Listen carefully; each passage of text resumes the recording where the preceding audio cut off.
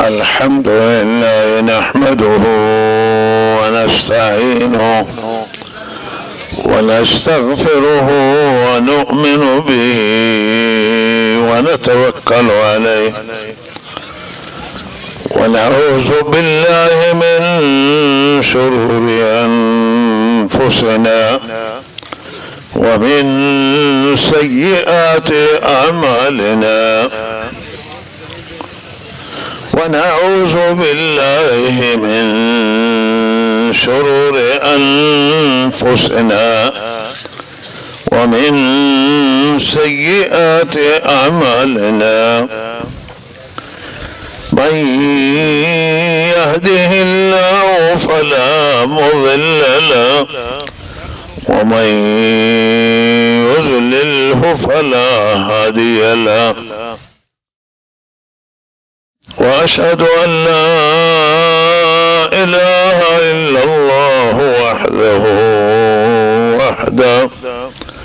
وحده لا شريك له وأشهد أن سيدنا ونبينا ومولانا محمدا عبده ورسوله صلى الله تعالى عليه وعلى آله وصحبه أجمعين.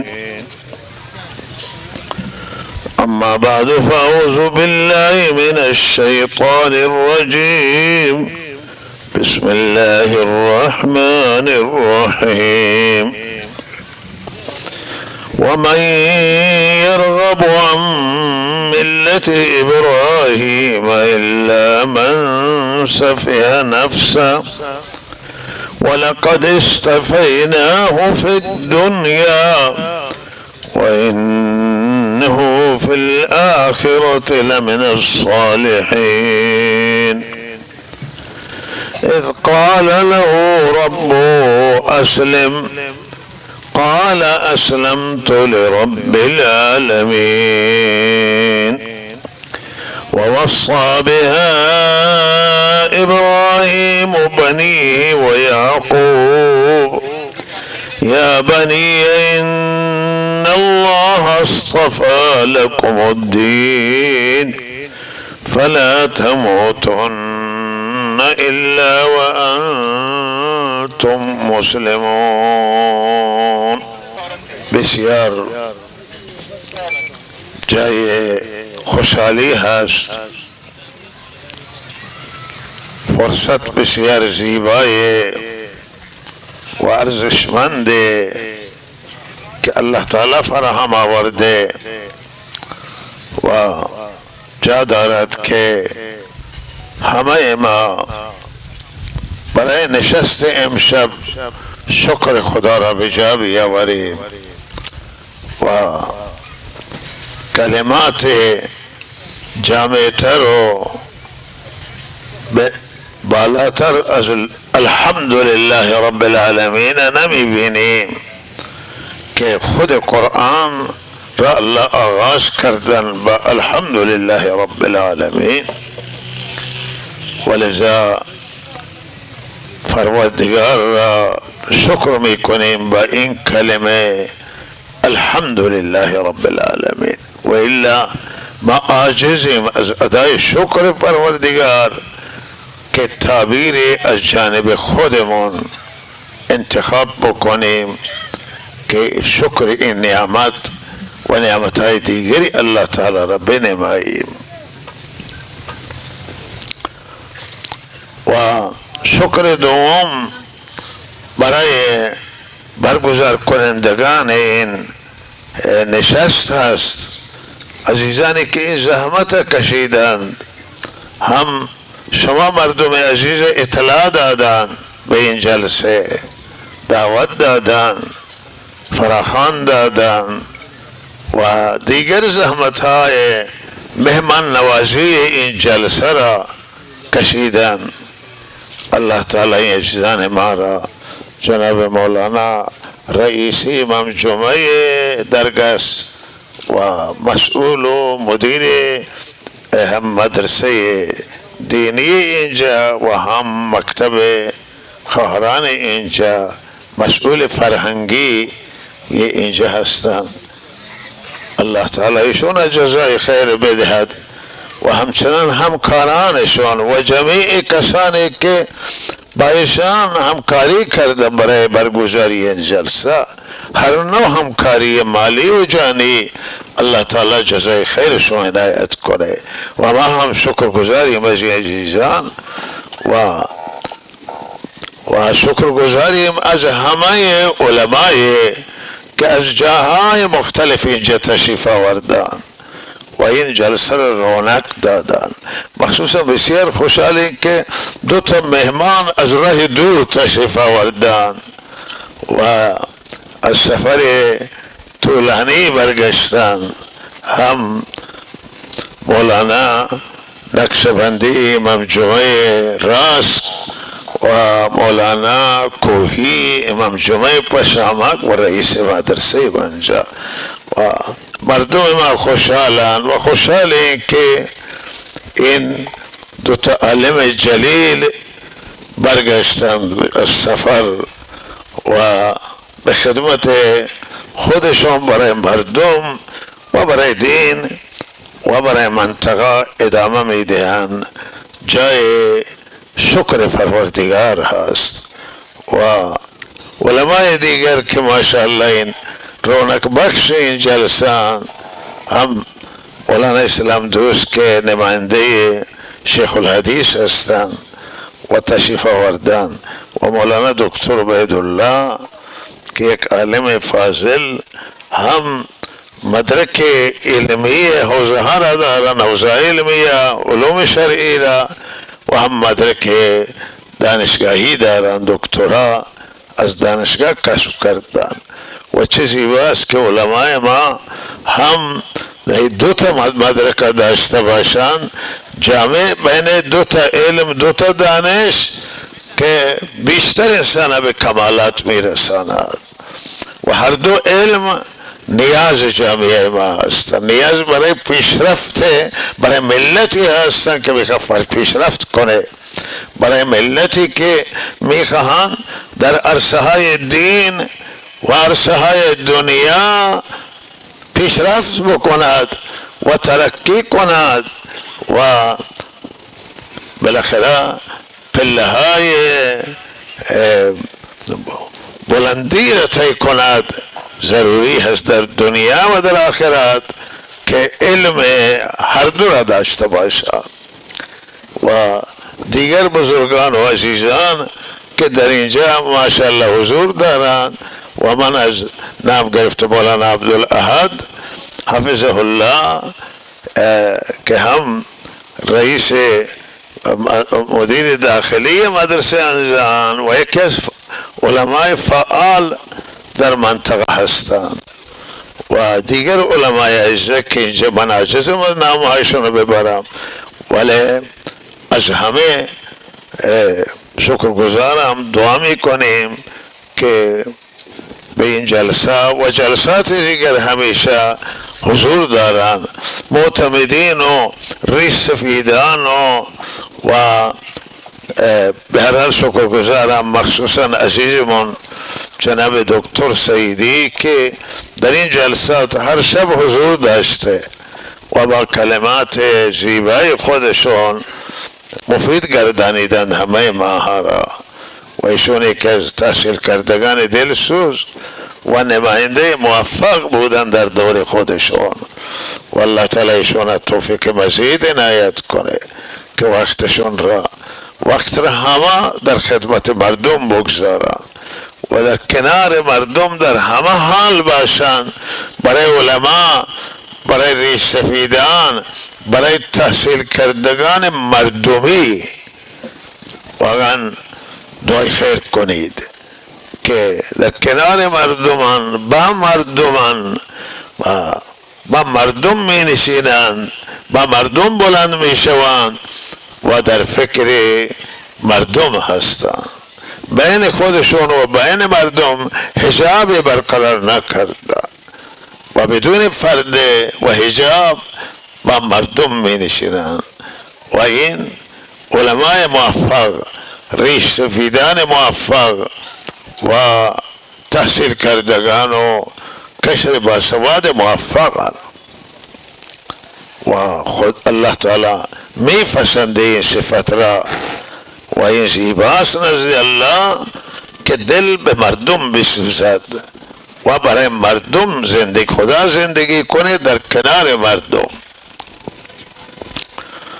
و از همه شما مردم عزیز، فرهنگیان، دانشگاهیان، کشاورزان، کسبه و تمام طیفهایی که اینجا حضور دارند، از سروران و برادران، از جوانان عزیز، از مادران و خواهران، دختران من که در این جلسه شریکن، شکر گزارم و دعای خیر میکنیم که الله تعالی همه این مجموعه را و جلسه را امشب زیر رحمت خاص خودش قرار بده و رحمت ویژه الله تعالی امشب نازل کنه و ما امیدواریم که نازل میکنه و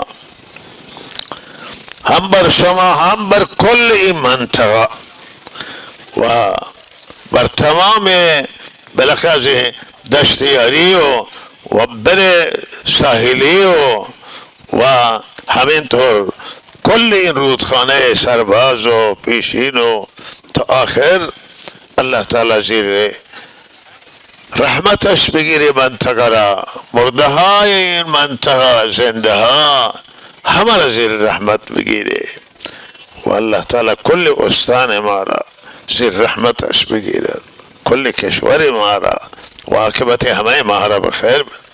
امیدواریم که نشست به بارگاه الله تعالی قبول باشه و سخنان بسیار ارزشمنده که هم عزیزمان مولانا عمر زهی اینجا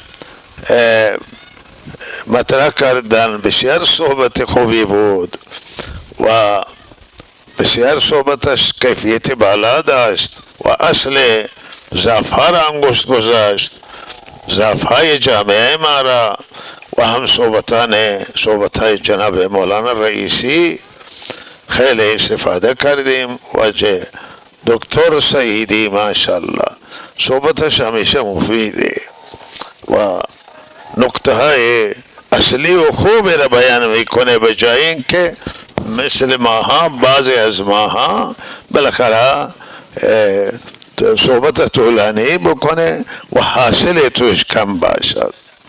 الله تعالی را درخواست دارم که آنچه که به نفع و خیر و صلاح شما هست و مورد قبول حق، مورد قبول پروردگار است و مورد رضامندی الله تعالی هست، به زبان ناقص این بنده عاجزش جاری بگردانه و کلام را الله به زبان بنده بیارد که مای روشنایی در قلب شما بشه و نه تاریکی و الله تعالی رضامندی خودش را اصل اهداف همه ما، همه کسانی که حرف میزنن، سخن میگویند و هر کسی که هر راهی را میبره، هدف اصلی رضامندی و خوشنودی پروردگار و نفع مردم و خیر مردم و صلاح مردم باشد. همون الله تعالی به ما القا کنه و به ما الهام کنه و ما رهنمایی بکنه که ما محتاج رهنمایی پروردگاریم، ما کوریم و الله تعالی بینان و با بینایی خود ما را رهنمایی بکنن و هدایت کنن و ما را دلالت کنن و خیر بیارن.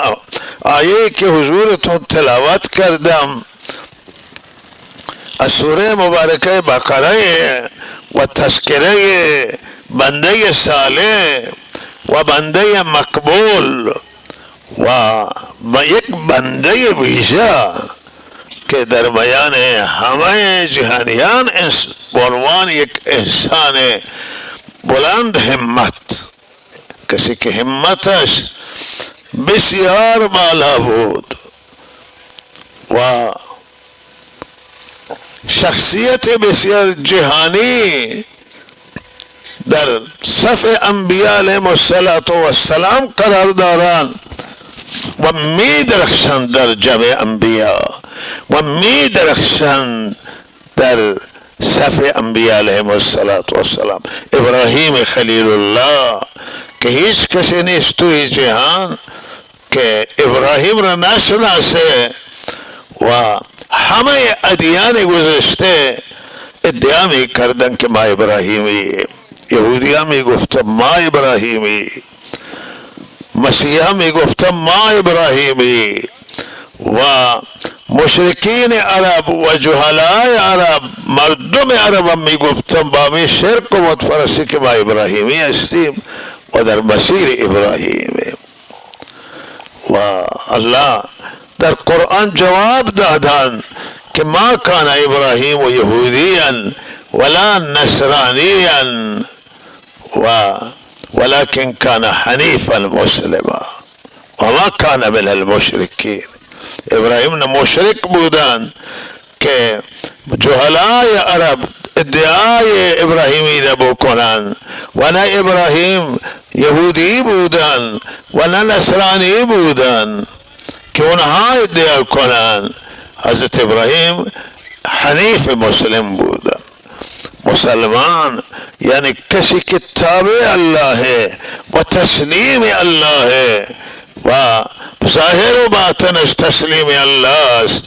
و حنیف معنی کسی که از تمام انحرافات و از همه خرافات بدوری و او از تمام انحرافات و خرافات و کجیهای مذهبی، کجیها و انحراف اعتقادی و انحراف عملی و اخلاقی بدوره، او در یک مسیر صحیح و درست قرار داره. ولكن کان حنیفا مسلما. ولهذا الله تعالی تصریح کرده که مسلمان بود. و ابراهیم ان اولى الناس بابراهیم للذین اتبعوه، نزدیکترین مردم به ابراهیم پیروان حضرت ابراهیم در زمان خودشون بودن که اتباع کردن. و ان اولى الناس بابراهیم للذین اتبعوه و هذا النبی، این پیامبر اعظم و پیامبر آخر الزمان که از نسل ابراهیم و اسماعیل و هاجر است.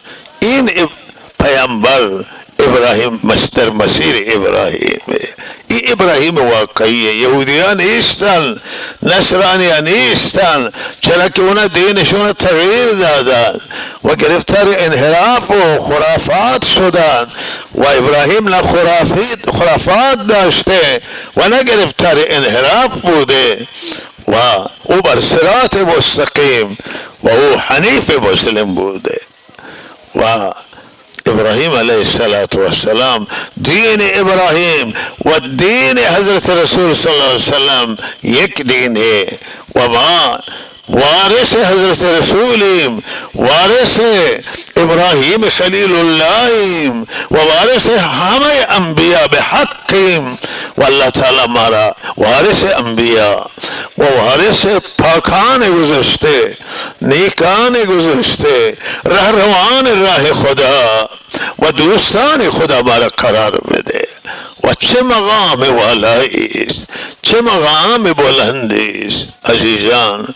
کاش که مسلمانان میدانستند که مسلمانی چه جایگاهی است و چه درجه است و کسانی که پیرو حضرت رسولان و دین اسلامن کاش که میدانستند که اسلام چه مقام بزرگی داره.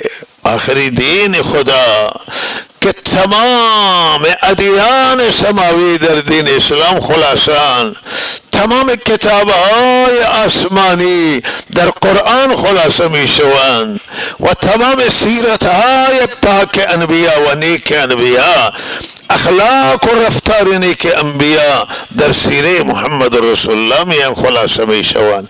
این خلاصه تمام شریعت های، این خلاصه همه ادیان آسمانی است و این خلاصه همه خوبی های جهان. کاش که میدانست. مردم میدانن مسلمانان، ولی از مسلمانی اطلاعات ما محدوده، اطلاعات عموم مخصوصا خیلی کمه.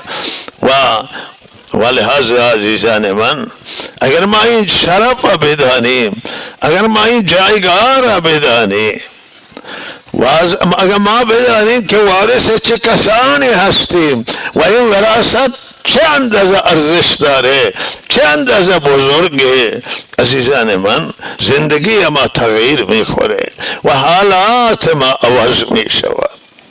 و لہذا این شرف بزرگی است که الله می فرماید ابراهیم این همه ادیان به اشتباه خود را بی خود را نسبت میدن به ابراهیم. ابراهیم نه یهودی نه نصرانی نه مشرک، بلکه ابراهیم حنیف مسلمان یک سو از تمام انحرافات، شرک و انحرافات و خرافات و بدعات و از همه ایمانا ابراهیم بری و بیزار بودن و ابراهیم علیه السلام حنیف مسلمه. در این آیه الله اشاره میکنه، الله میگه مردم دنیا چون اینجا ابراهیم بانی خانه کعبه و تذکر در آیه جلوتر تذکره بنای خانه کعبه و از یرفع ابراهیم القواعد من البیت و اسماعیل ذکره و از ابتلا ابراهیم ربه بکلمات، امتحان ابراهیم تذکره ذکر هست و که فیروز شدن در اون امتحان خدا. خانه کعبه را بنا کردن، یک قبله ایمان و شما بانیش حضرت ابراهیم و بنیانگذار حج ابراهیم و من و شما بر وراثت و سنت ابراهیم قرار داریم.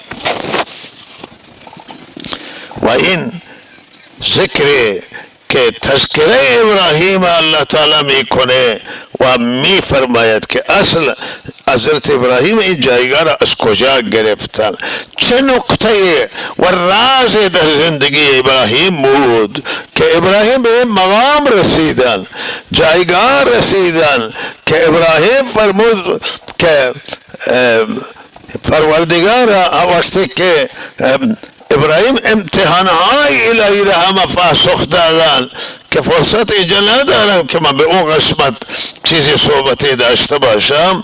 و لحاظا خلاصه اینه که ابراهیم وقتی در همه آزمایشات پیروز شدن، الله فرموده انی جائلک للناس اماما، ای ابراهیم من شما را میخوام یک امامت عام بدم و یک رهبری عام و یک اسوه عام شما را بگردانم و یک الگوی عام برای همه جهانیان بگردانم. و ابراهیم علیه السلام فرمود از فرزندان ما هم بده یا الله و از فرزندان تو کسانی که ظالم باشند نه، ولی اگر کسانی صالح باشند و خدا بخواهد هم میدهد، مشکل ده. و لحاظا حضرت اسماعیل الله داد، حضرت محمد رسول الله را داد و دیگر فرزندان ابراهیم از اسحاق هم الله تعالی نبوت داد و الگو قرار داد و نمونه قرار داد. اما نمونه بزرگ خودش بود، نمونه بزرگ برای همه جهان، خاتم النبیین و رحمت للعالمین و آخری پیامبر الله تعالی است.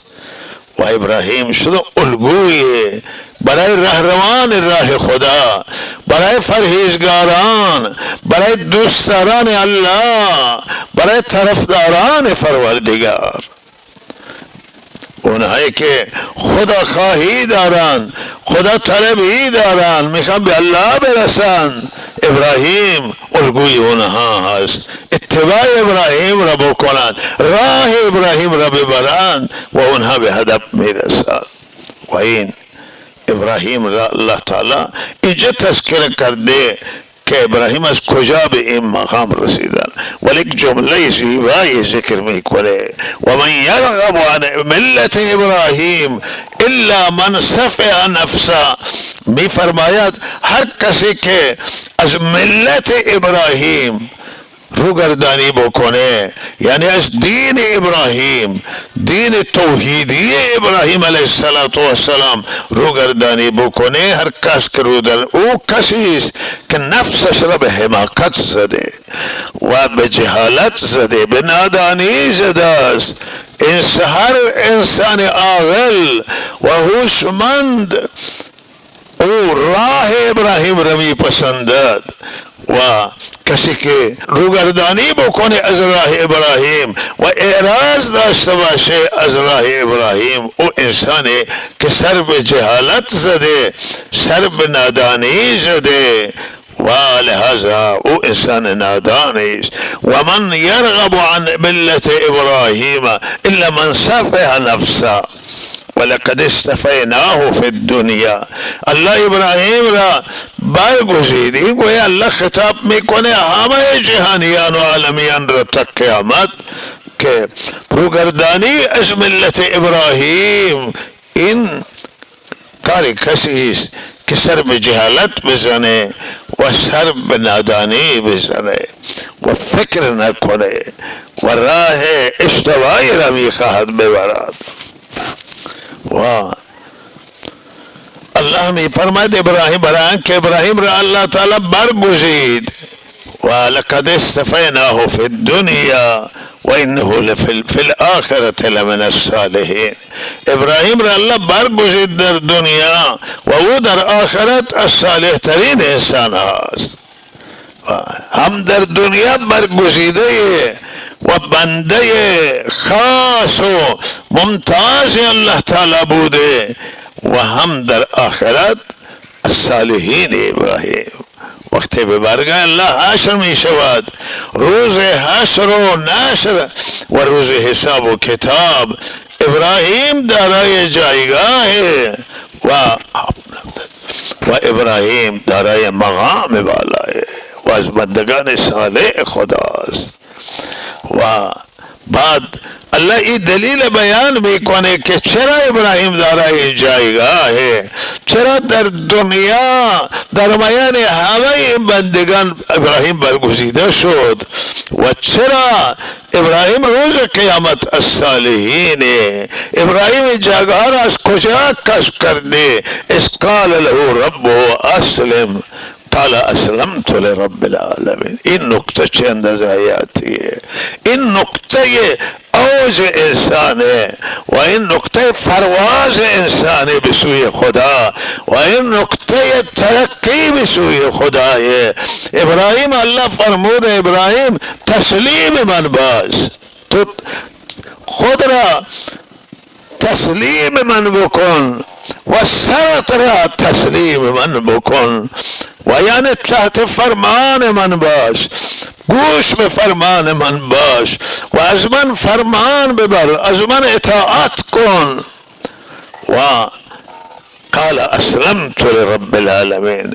او در پاسخ الله گفت که من تسلیم شدم در مقابل تو همه تن و با تمام وجود.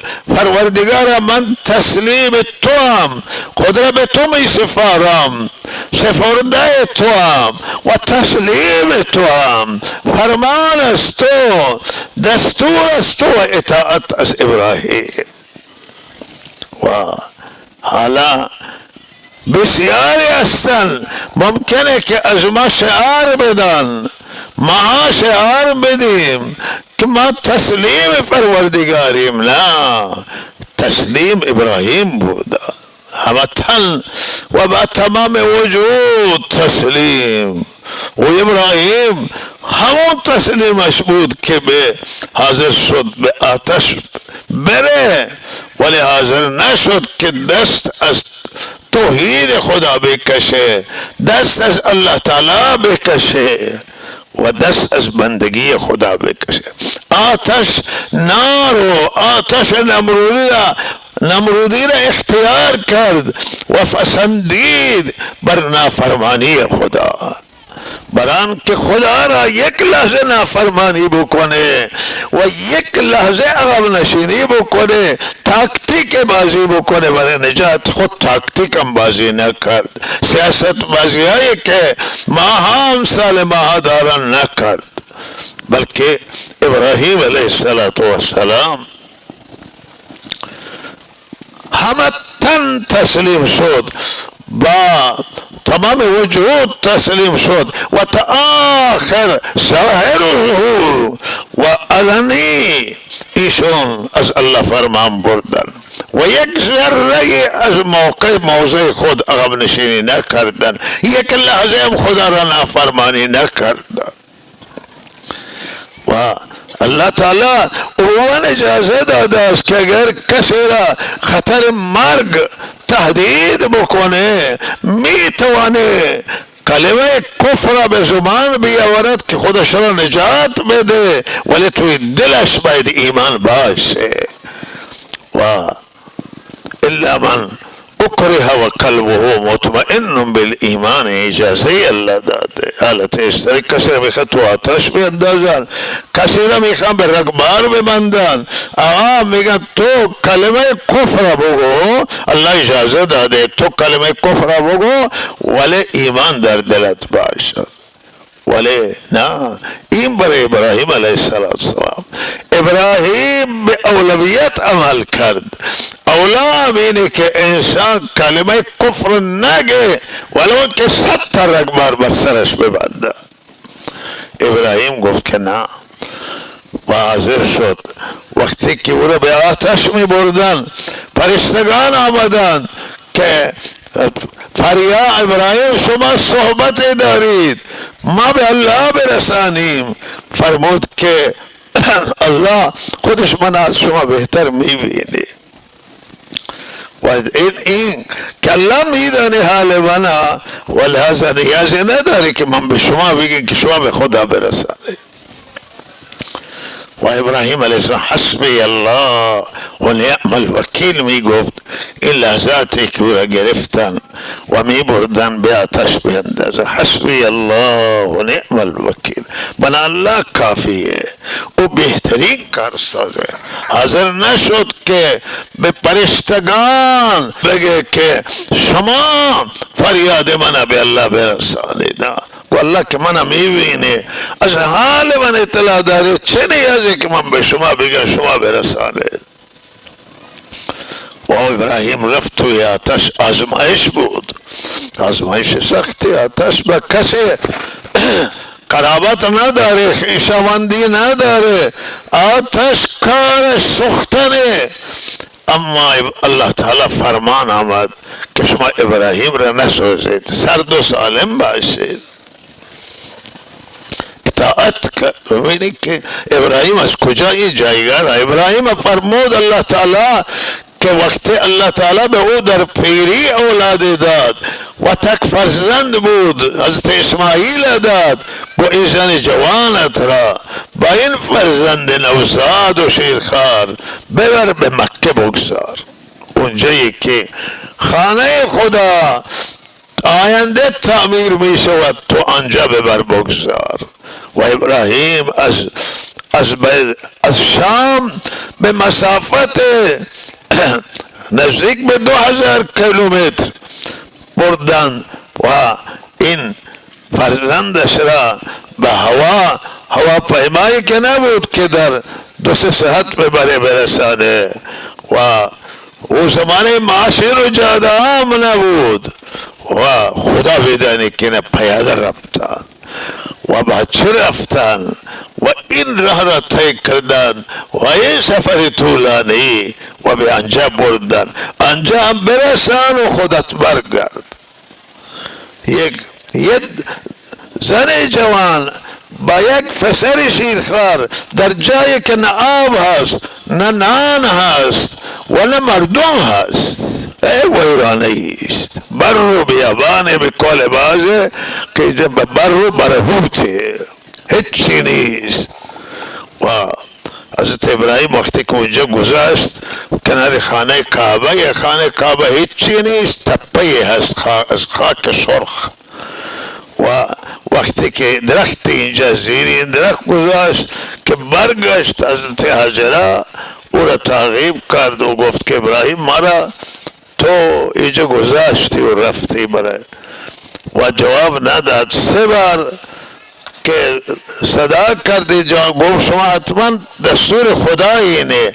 ابراهیم سر تکان داد که دستور خدایه. گفت که پس برو تو، من خدا کافیه. سبحان الله، چه اعتقادی به الله، چه محبتی به الله داشتن. و ابراهیم علیه السلام رفت و اونه که این آبشون تمام شد و تشنه شد حضرت اسماعیل شیرخوار و دست و پا زد برای موت، و هاجره که در تنگنا قرار گرفته که رب به تپه صفا نزدیک تپه پایینی است، صفا بالای او رفت نگاه کنه، جای مسافره، جای انسانه، و نگاه کرد هیچ کس نیست، و پایین آمد او تپه اون طرف تر مروه اونجا نگاه کنه، آنجا رفت و نگاه کرد خبری نیست. 7 دور اینجا زد در حالت استراره، در حالت استراره مستر یا الله چاره برای ما، و بچه من از دست من داره میره بعد. و خدا بدانه که اسماعیل چقدر محبوب داشت، دوست داشت، کسانی که الله آینده اونها را مقام و درجه و محبوبیت عنایت میکند در بچگی در دل مردم شیرینه. و القیت علیک محبتا منی ولتصنع علی عینی. از موسی را هر کسی که میدید خاص را روی چشمش بگذاره در بچگی. و بالاخره بار 7م که بر این 7 دور تمام شد در این رودخانه اینجا بود، در این رودخانه که بچه را نمیدید میدوید در اینجا، و آخر صدای شنید گفت که اگر تو فریاد رسی داری و به هر حال و خود را ظاهر کن.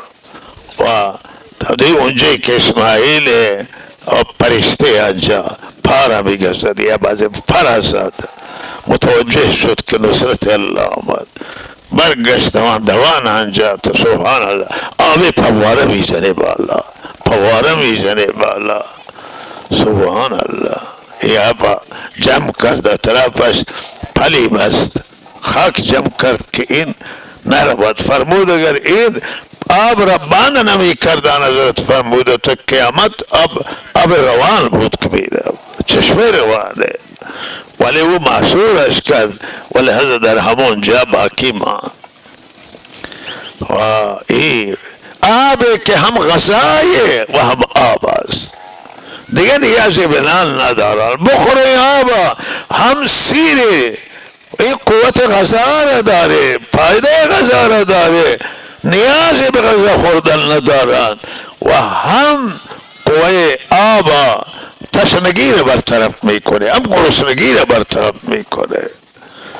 و این نصرت الله تعالی. بعد ابراهیم رفت و آمد میکنه، تعداد از اینجا صحرانشین و اشاعره به اصطلاح کوچرو به اصطلاح ایرانی ها و دامدار میآیند اینجا هم، و اجازه میگیرم میگه چا ادعای مالکیت نکنید به اینجا به آب، و اینجا حق استفاده داری زندگی بکنید. و بعد ابراهیم رفت و همین 12-13 ساله که میشه حضرت اسماعیل دستور میاد که نه برای من ذبح بکن، قربانی بکن. و ببینید تذکره نیکانه، شما شنیدید این واقعه را بار بار از علما، ولی واز اصل و نصیحت تکرار داره برای آن که ما شنیدیم ولی هنوز زندگی ما تغییر نخورده، زندگی ما متحول، او شنیدن فایده نداره که انسان بشنود از این گوش و از این گوش رد کنه. و ولهذا بشنویم تا روز این شنیدن در دل ما اثر بکنه. دستوری که حضرت اسماعیل قربانی بکنه، وقتی که به اسماعیل مشورت میکنه با اسماعیل، او استقبال میکنه، میگه یا ابت افعل ما تؤمر ستجدنی ان شاء الله من الصابرین. پدر جان انجام بده چه الله دستور داده و من صبر میکنم. این چه خاندان پاکیست، این خاندان نبوت، این خاندان پاکیست و خاندانی که با دین رشد کردن و بالاخره به کل مردم خدا والا هستند و با خدا زندگی کردن. ولهذا اینجا هم ابراهیم فیروز میشه، میبره اسماعیل، وقتی میخواد قربانی بکنه کارد نمیبره و الله تعالی کوشه به جاش میاره، میگه او را بگذار و این حساب بکن و قربانی از انجا سنت. ابراهیم این امتحانات تا پس دادن و ابراهیم را الله این مقام والا را نصیب کرد. این مقام بلند او را برای امامت عنایت کرد تا قیامت. ابراهیم الگوان، ابراهیم نمونان، تقوای ابراهیم، توحید ابراهیم، خدا ترسی ابراهیم، اطاعت ابراهیم از الله تعالی و با خدا بودن ابراهیم. ابراهیم انسان با خدایی بودن، انسان خاص بودن. او را الله تعالی چنان الگو قرار داده که همه دنیا به ابراهیم علیه السلام افتخار داره. این شرف ابراهیم از کجا حاصل کردن؟ این مقام ابراهیم از کجای؟ جایگاه ابراهیم از اطاعت الله است، از فرمان برداری ابراهیم، از با خدا بودن ابراهیم. الله ابراهیم انسان با خدایه.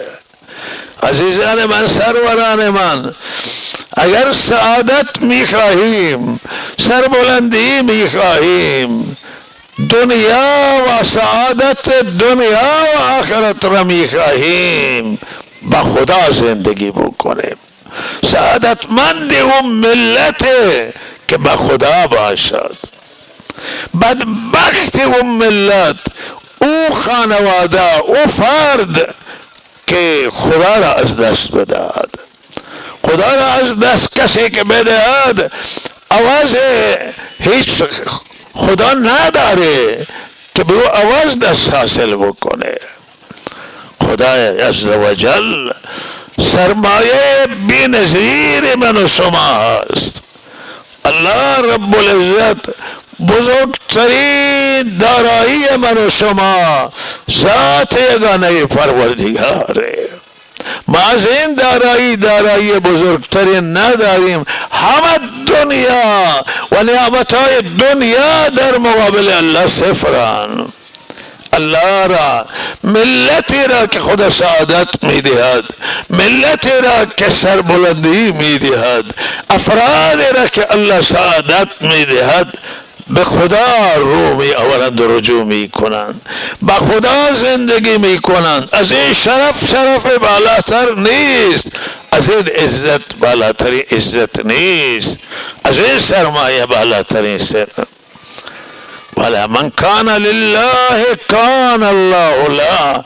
هر کسی که برای خدا باشد، خدا با اوست. از خدا فرمان ببرید، از خدا اطاعت کنید، پشت سر حضرت رسول صلی الله علیه وسلم حرکت کنید و اطاعت از پیامبر خدا بفرمایید.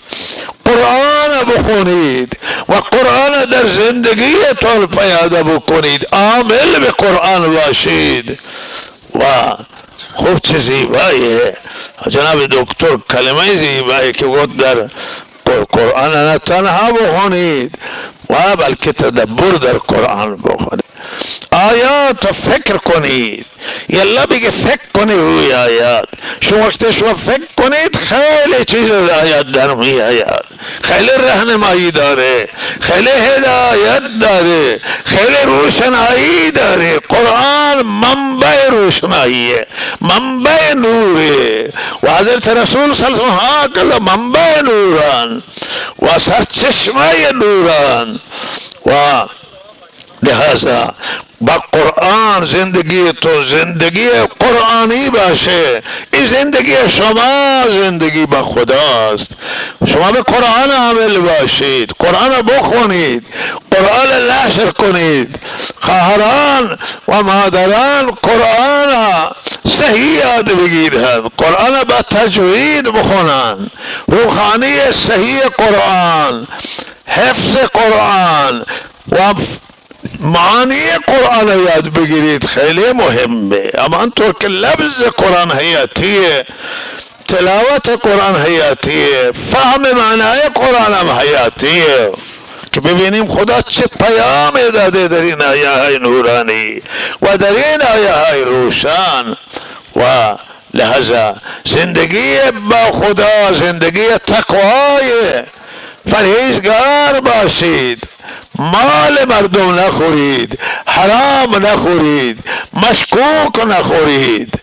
اور روزی که شک حرمت و حلتش و حق مردم نخورید. عزیزان من، پرهیزگاری امینه که نافرمانی خدا نشود و به حق و حقوق انسان ها حرمت قائل باشید، به کرامت انسان ها و به حرمت انسان، به همه انسان احترام بگذارید، به یک دیگر حرمت بگذارید، ترحم بکنید به یک دیگر و مهربان باشید نسبت به یک دیگر، مهربان باشید نسبت به همه انسان ها. میشناسید یا نمیشناسید، نپرسید که مسلمان غیر مسلمانه، نپرسید که دین و مذهبش چیه. شما وظیفه انجام بدید. ترحم بر همه خلق خدا. ارحموا فی الارض یرحمکم من فی السماء. رحم کنید به اونهایی که زمین زندگی میکنند، رحم میکنه بر شما کسی که در آسمان، این خدا بر شما رحم میکنه. ترحم به انسان ها، صله رحمی و قرابت ها را حفظ کنید.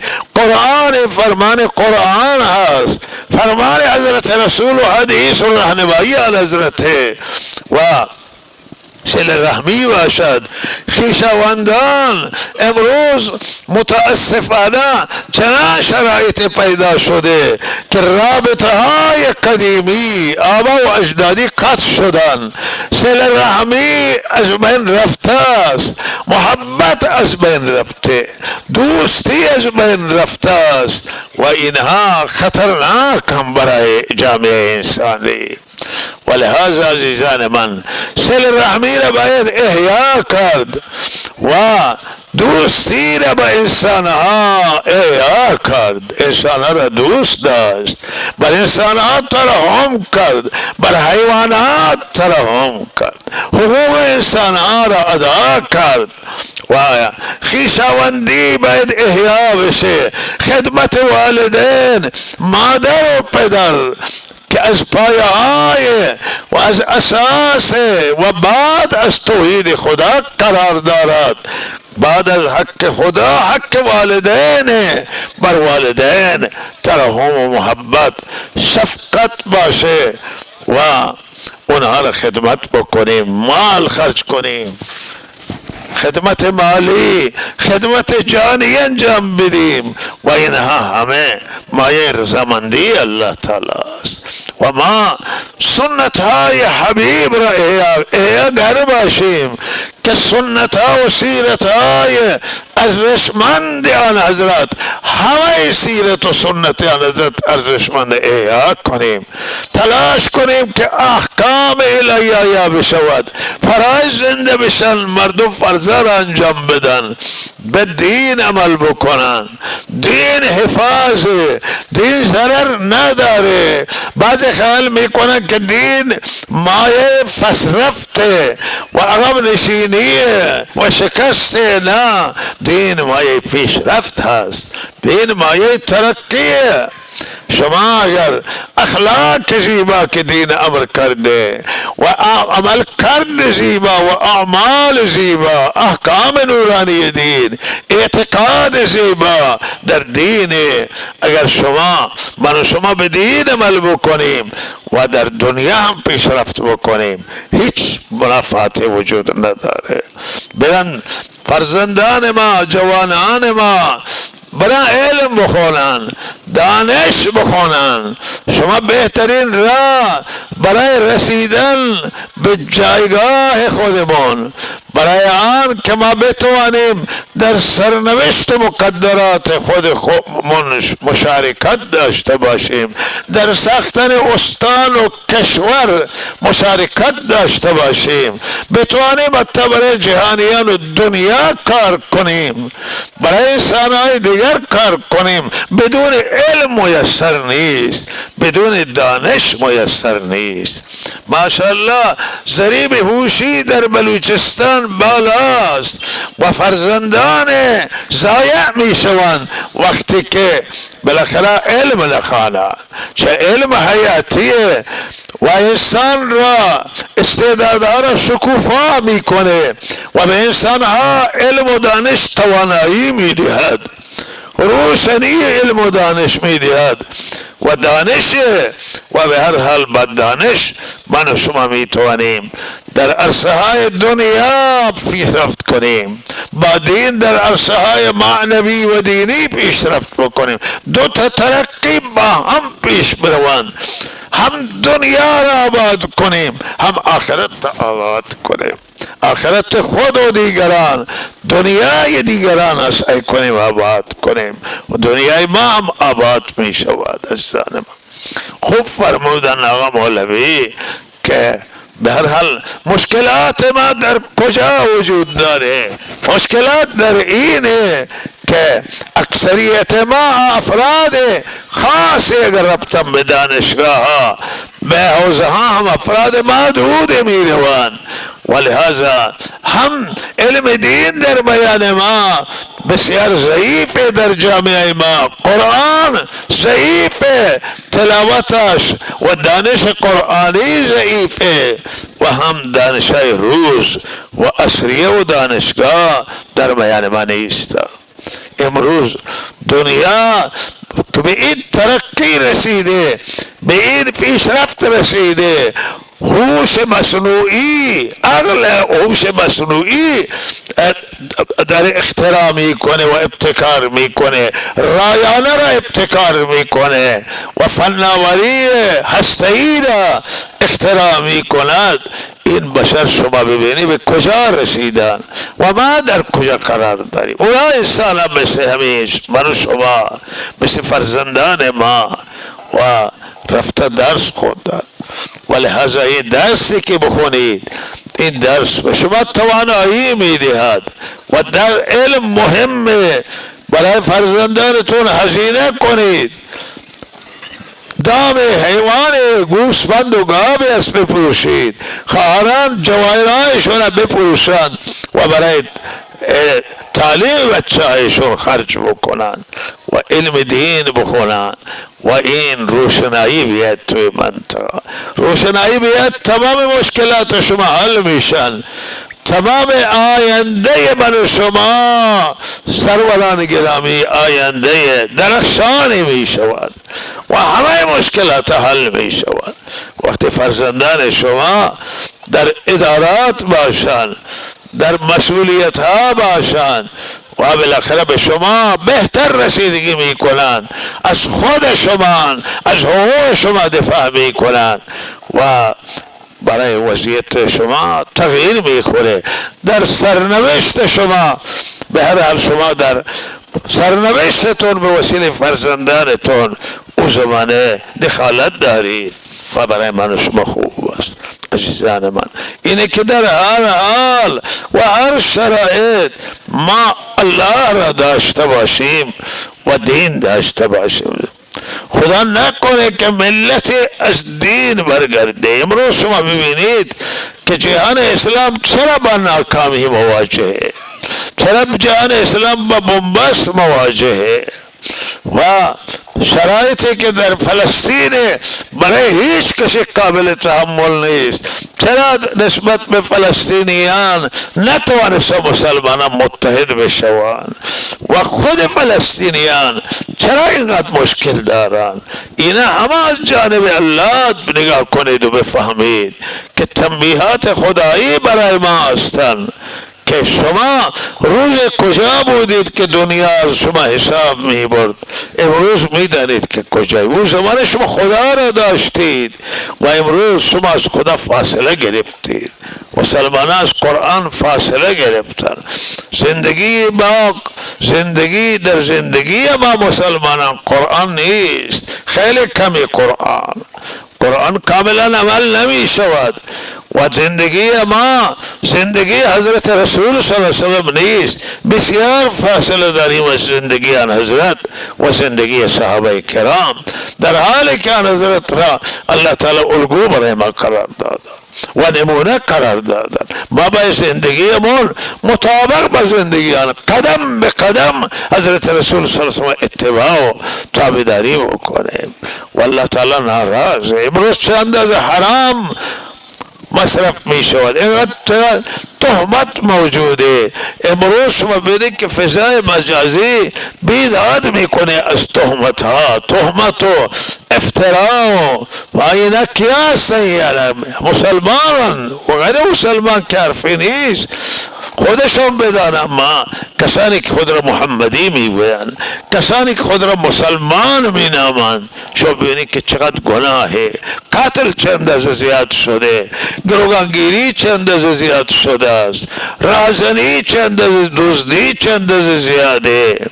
و عزیزان من همه اینا نشان غفلت، نشان بیخبری از آخرت و نشان دوری از الله تعالی است. اینا علامات تاریکی در یک جامعه، اینا علامات خوبی در یک جامعه نیستند. اعتیاد یکی از خطرناکترین پدیده ها یه زشته که به انسانیت ضربه میزنه و تاوان سنگین برای جوانان، برای همه انسان وارد میکنه. و لحاظ اعتیاد چند از امروز گرفتاری هست به اعتیاد. چه انسان خوبه به دام اعتیاد افتادن، مشروبات الکلی مصرف می شود و به هر حال من شما به جای رسیدیم که بسیار تمام کردن که ما را از الله تعالی جدا بکنن، از دین جدا بکنن. عده خیال میکنن که اگر ما خدا را ویل بکنیم و دین خدا را، ما به سعادت میرسیم. به هر حال میخواهند که این خواهشات نفس و تامین بشه و بالاخره اونها بتوانند آنچه که نفس میگوید عمل بکنن، آرزوهای نفسشون برآورده بشود. مشروب باشه، گناه باشه و نافرمانی باشه و به این مسئله بالاخره میخواهند که سرگرم بشن مردم.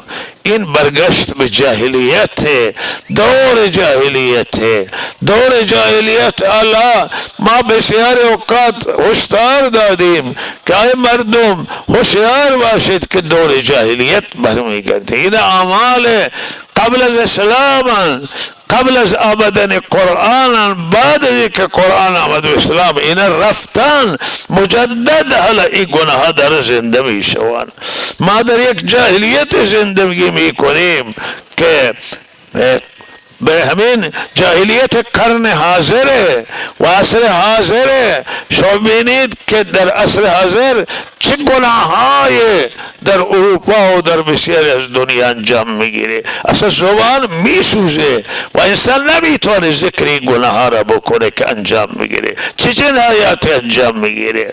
اروپا با این علم و هنرش، با این فنی که داره و ترقی و پیشرفت داره. از لحاظ اخلاق بسیار صعود کردن و بسیار و بالاخره شو بینی امجدگرایی در آنجا به پیشرفت و اوجه که از بدون از انسانیت، بدون از عقل و شعور و بدون از دانش و بالاخره این همجنسگرایی فتنه بزرگی در آنجاست.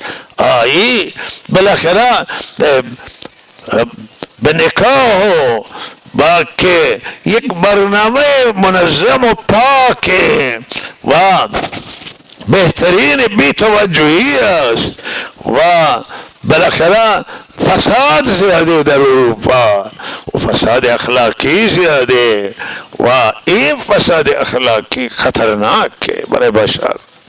ولهذا عزیزان من شما بهترین برنامه را دارید، بهترین تمدن اسلامی است و تمدن پاک، تمدن بهترین تمدن پیشرفته و بسیاری از تمدن اسلامی گرفتن خصلت‌های زیبایی را و برای خود تمدن قرار دادن، تمدن ساختن. و حالا مسلمانان اگر این تمدن اسلامی را اختیار بکنند، فاکیه اسلامی را و این طهارت را اختیار بکنند و گرفتار آلودگی های نفس و شیطان نشوند، رضامندی الله حاصل می شود، رشد و ترقی می کنند به سوی خدا، دانش بگیرند و علم بگیرند، بهتر میتوان از اونها بفهمند. از اروپایی ها از شما برتری ذهنی ندارند و دنیای شرق و غرب از شما برتری هوشی ندارند. این هوش الله به همه داده، مردم ما را الله هوشمند کرده و لحاظا شما به علم بریم، به دانش بریم و من و شما دین محکم بگیریم و من و شما الله را به دست بیاوریم، با خدا زندگی بکنیم، با خدا باشید.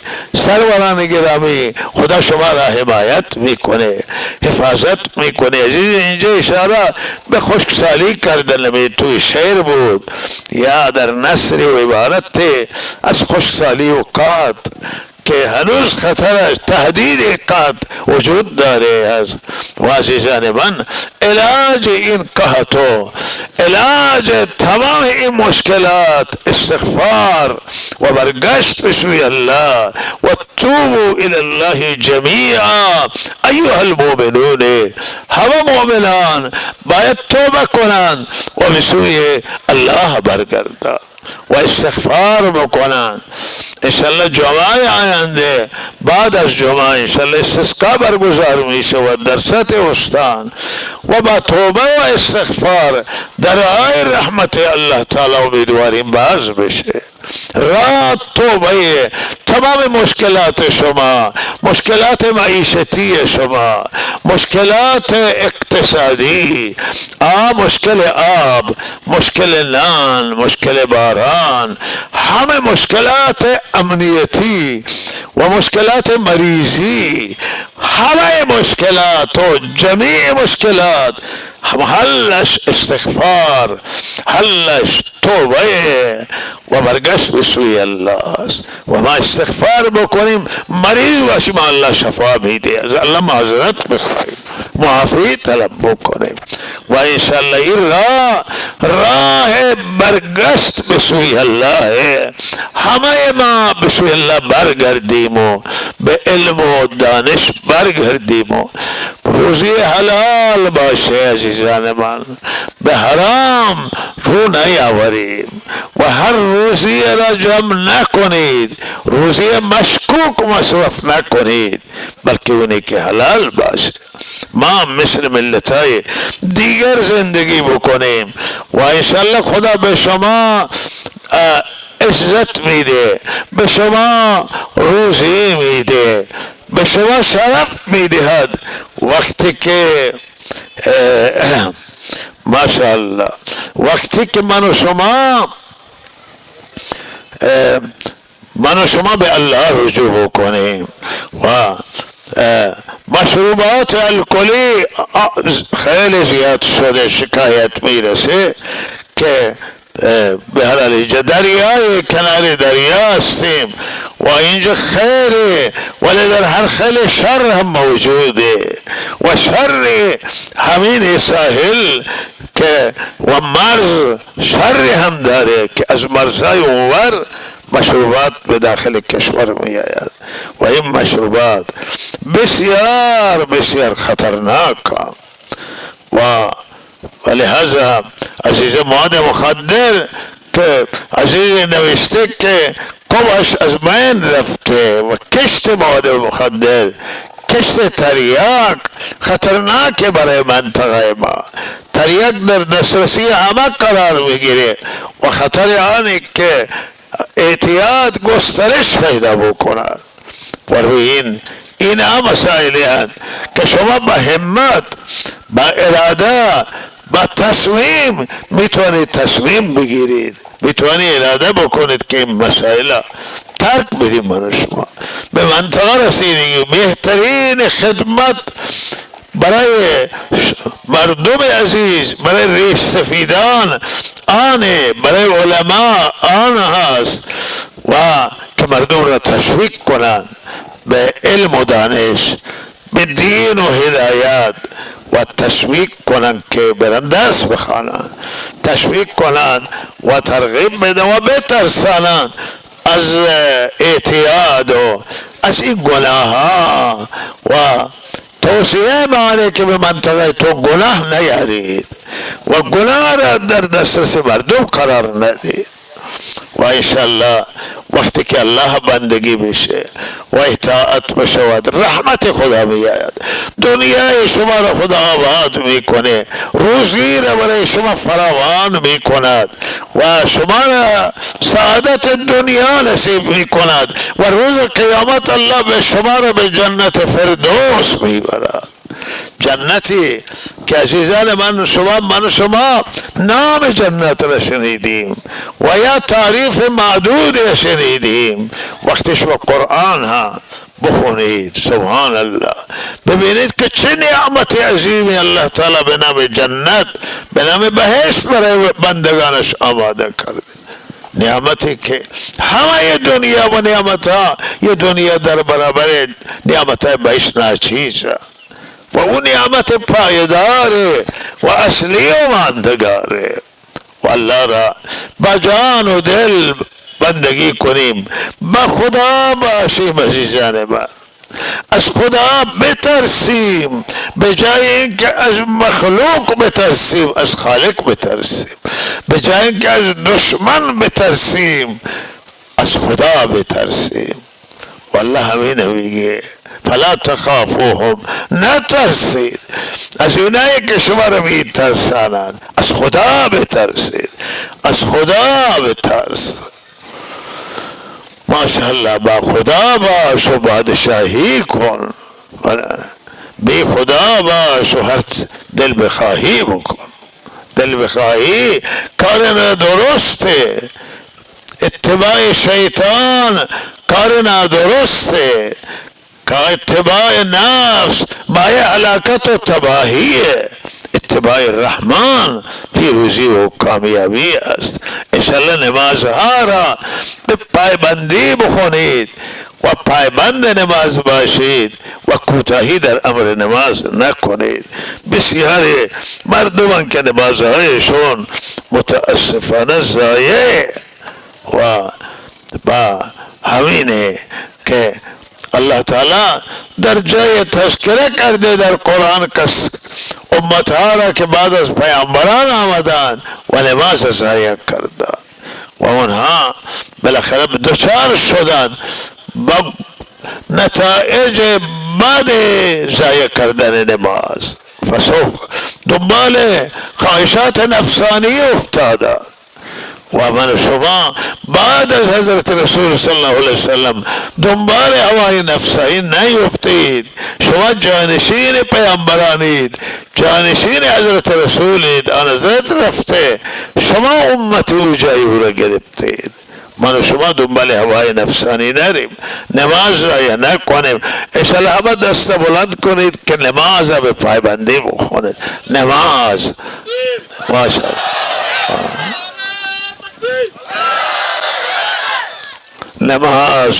نماز مهمه.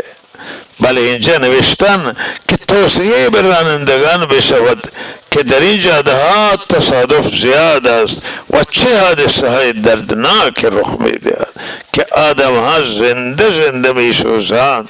بسیار دردآور واقعا و دلخراش این حادثه ها و حالا مردم از بدبختیشون بالاخره به دنبال سوختن و متاسفانه با سرعت هم رانندگی میکنند و این اشتباهی با سرعت رانندگی کنه. رانندگان باید احتیاط کنند، بسیار خود را به کشتن ندن، دیگران نکشند و بعد رانندگی نکنند، احتیاط کنند. جاده هر نوع مسافر وجود داره، کسانی که احتیاط میکنن و کسانی که نمیکنن. شما همه را بدانید که احتیاط نمیکنن جز خودتون، جز من بگی کسی احتیاط نمیکنه. با احتیاط و آرام رانندگی کنید و به هر حال ما امیدواریم که دولت و به هر حال هم مدیریت عمومی استان این جاده سرباز که جاده پرترددی است و انشاءالله باید پیگیری بکنیم که چابهار و به هر حال سرباز این مسئله اتفاق بیفته و اینه درست کنند. ماشاءالله.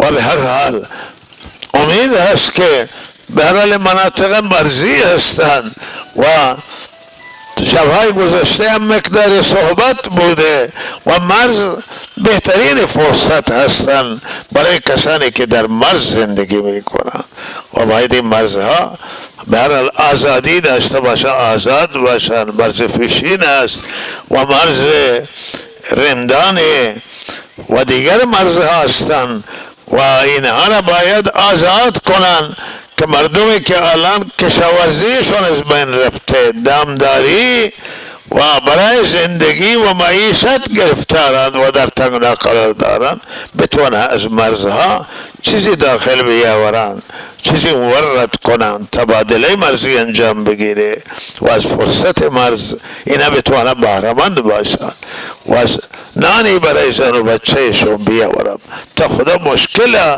حل بکنه و گرفتاری رفع بشود. و امیدواریم که دیگر امکاناتی که وجود داره اینجا چه که ممکنه به هر حال مدیریت بومی استان برای ناحیه جنوب منطقه بلوچستان مخصوص این مناطق که بسیار مشکلات وجود داره برای اینها فکر بردارن و برای اینها رسیدگی بکنن و الله تعالی توفیق عنایت بکنه. و توصیه ما اینجا هم مرزه و توصیه میکنیم که مرزها یک کشور باید امن بشوند، مرزهای استان ما خصوصا و امنیت داخلی هم حیاتیه، امنیت مرزها هم حیاتیه و مردم عزیز در امنیت تاثیر گذارن و مردم اون نیروی خدا دادیان که هیچ دولت در دنیا قدرت مردم ندارد، چون مردم ماشاءالله این مردم همه زمین را الله پر از مردم کرده و لحاظا اون اندازه که سلاح برداره برد سلاح در مقابل توانایی مردم ناچیزه. مردم اراده کنن که امن باشه، آقا مردم همونایی که نامنی درست میکنن من شما اونها را میشناسیم که بچه کیه، فرزند کیه، از کدام فامیله و بالاخره او را میتوانند که آقا بگن برو تو کار درسته بکن، مسیرش را تغییر بدیم، نصیحت کنیم و اگر بی تفاوت باشیم مشکل درست می شود. و اونهایی که حرفشو خریدار داره، اونهایی که دلسوزن، باید این منطقه امن باشه، دزدی نباشه، رهزنی نباشه، گروگانگیری نباشه، خلاف نباشه. الله قادره که تمام این مشکلات ها به وسیله هدایت و به وسیله دین جمع بکنه و رحمت وسیع و فراوان را بر همه ما نازل بکنه و مشکلات ها الله تعالی حل بکنه. مجدد شکرگزارم از جناب مولانا رئیسی و همکارانشون و از شما مردم عزیز درگاه ماشاءالله. بالاخره مگه باید تکرار کنیم تا ما عادت کنیم، ولی انشاءالله این روستای با برکت درگاه است که اینجا قرآن حفظ می شود و اینجا درس هست، مدارس یاموج پرورش هم هستند و الحمدلله علم موجوده، برکت داره. الله تعالی قبول بکنه به بارگاه خداش و الله رحمت خاص خودش را بر همه ما نازل بکنه. و چند جمله انشاءالله دعا می شود و بقیه دوستان یک تاکیدی هم خدمت شما دارم در رابطه با جماعت های تبلیغی که این جماعت ماشاءالله سبب خیرند برای من و هم دعا می کنند و هم من شما را به خیر دعوت می دهند. دعوت به خیر در هر ملتی که نباشد او ملت دچار مشکل خواهد بود. دعوت الله به سوی الله باید دعوت باشه میشه و انشاءالله این جماعت حمایت کنید، تشکیل بشید با جوانان عزیز با جماعت تشکیل بشوند و کار مفیدی است و برای الله توش دیگه مقصدی وجود ندارد.